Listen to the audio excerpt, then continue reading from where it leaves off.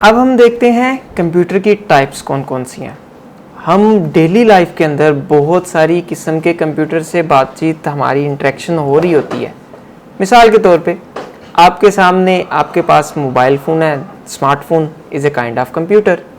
Laptop है, personal computer इसको हम कह सकते हैं। उसके अलावा हमारे पास डेस्कटॉप कंप्यूटर है। उसके अलावा हमारे पास स्मार्ट वॉचेज़ हैं।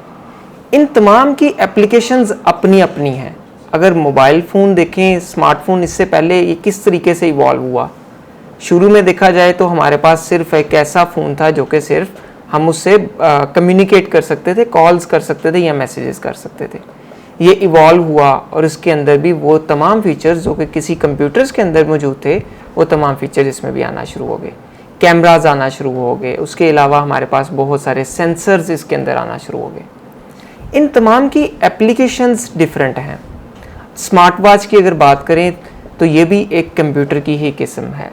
इसमें भी आपके पास स्क्रीन, टच स्क्रीन होती है। उसके अलावा बहुत सारे सेंसर जो कि आपका ब्लड प्रेशर और इस तरह की बहुत सारी चीज़ों को कंट्रोल कर रहे होते हैं, देख रहे होते हैं, मॉनिटर कर रहे होते हैं। इसके अलावा स्टूडेंट्स, हमारे पास सर्वर्स जो हैं वो कंप्यूटर्स आते हैं जो कि बहुत पावरफुल कंप्यूटर्स हैं। और ये काम क्या करते हैं कि इन्होंने डेटा प्रोवाइड करना होता है, सर्विसेज प्रोवाइड करनी होती हैं क्लाइंट्स को।